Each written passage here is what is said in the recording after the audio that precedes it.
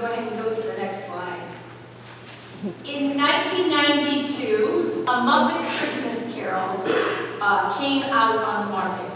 I had a 4-year-old and a 2-year-old, and this became their absolute favorite movie of all times. If we watched it once, we watched it 100 times. We knew every song, we knew every verse to it. It was a great, great story. So if you don't know the story of A Christmas Carol, it is about a man named Ebenezer Scrooge who spends his entire life trying to keep money, keep things to himself, and not be in relationship with other people because he feels that if he can have the money, he can do everything for himself, he doesn't need anybody else. And what he discovers is that that doesn't work for him. And so the story takes place on Christmas Eve, and he is a lonely old man, and he is visited by 3 different spirits. Spirit of Christmas past, Spirit of Christmas present, and the Spirit of Christmas yet to come. So the first spirit that comes at 1 o'clock in the morning is this young, innocent girl who is just kind of floating in the air. It's almost as if she is so fluid you couldn't really put your hands around her. And he's scared. But she's a young child, so surely she's going to be okay. And she takes him to his past. She takes him to his childhood school. Oh, and he remembers, that's when I was with those friends, so-called friends. Actually, he begins to realize he didn't make a lot of friends. He kept to himself. And then as he grew up, he had a love interest, but everything was always about Ebenezer, and so she left the scene. And by the end of his visit with this spirit, he said, "No, this is a little painful for me. I don't really want to visit the past. Please make it stop." And she says, "Oh, but there are things you need to see."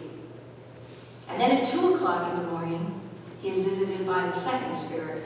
This is the second spirit. This is the Spirit of Christmas present. He is this giant creature that is just full of life and actually kind of bigger than life. And you almost can't even not get into the Spirit of Christmas being around him.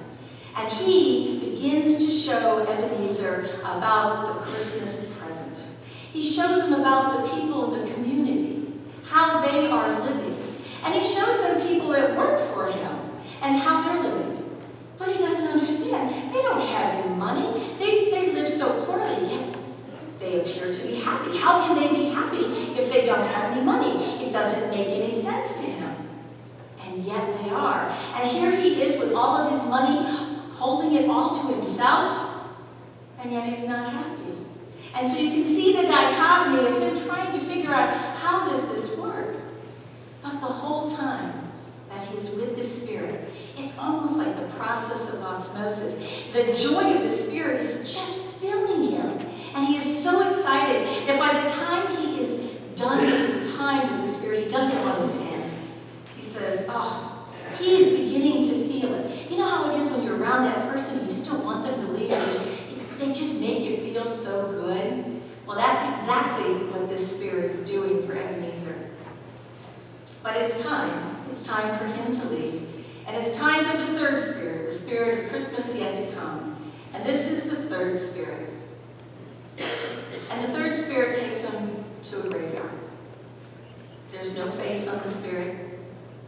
The spirit does not say a word. The spirit just points.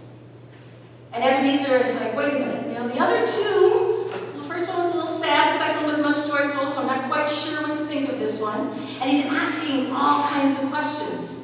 And the spirit does not answer. And then the spirit points to a gravestone. And Ebenezer goes over and he wipes off the snow, and it has his name on it. But he says, wait, you are the Spirit of Christmas yet to come, which means this can be changed. I have the opportunity to make changes. You see, what he realized very quickly was the Spirit of Christmas past and the Spirit of Christmas present were showing him about his choices. All the things that happened to him were based on a lot of the choices that he had made. And he realizes at this point that he can make some different choices. And if he chooses to, then how will the story end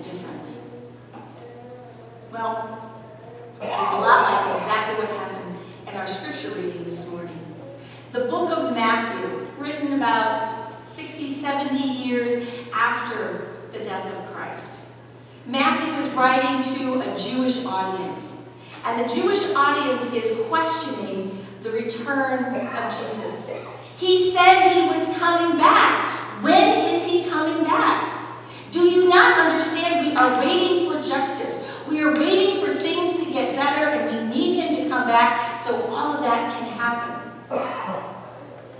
And if he doesn't come back, what does that mean? What will happen if Jesus doesn't come back? They believed it was going to happen in their lifetime. And Matthew says, but wait a minute. Think of the words that Jesus said when he was here. He talked about the unknown. He talked about the surprise and the timing. He talked about Noah and the flood. You better be prepared. He talked about the co-workers out in the field. One will be taken, but this is the day it will happen. And he talked about the thief in the night. Be prepared because you don't know what house or what hour it will happen. Be prepared, the day, the time. They thought he was talking about specific dates and times that he was coming back, but he was using it more as a metaphor than anything else. You see, when we don't know, we live into our vulnerability. And when we allow ourselves to be vulnerable, that's the time that we rely on our faith. Because if we think we are in control, then we don't need our faith. I got this covered. And Jesus says no. Even Jesus had to rely on his own faith. So think about our culture today. In the last 20 years, have things changed? How about the last 50 years? How about the last 100 years? Can we even imagine 100 years ago what the world would be like today? No, we can't. I can't even imagine what the world's going to be like in 30 years from now. How about 50 years from now? It's going to be drastically different. But in the first century, things did not change. Things were very common. And when things changed, people got very suspicious. And yet, who was this Jesus? This Jesus came to make change. What could he see? He could see that the marginalized will be blessed. He could see that things were going to change and that the people who thought they were in control, the ones who said, I am faith, I am so faithful, that they would actually realize it was God who was in control, not us. So he came and said 3 things. Be prepared. Remember, God is in control. And that when you struggle, because you will have a struggle. There will be times in your life that things will just not go right. Remember that you have the wherewithal to survive this because God is with you. You see, Jesus is Christmas past. Jesus is Christmas present. And Jesus most certainly is Christmas yet to come. For it is God's dream of what the world could possibly be.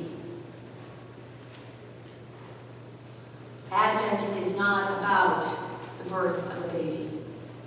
Advent is about remembering the rebirth of Christ, just like I did with the children. The light inside you. You are the light. You are the rebirth of Christ. He has come again through you to make a difference in this world. So now that you have some hindsight, I wonder, what choices will you make that will change this world forever?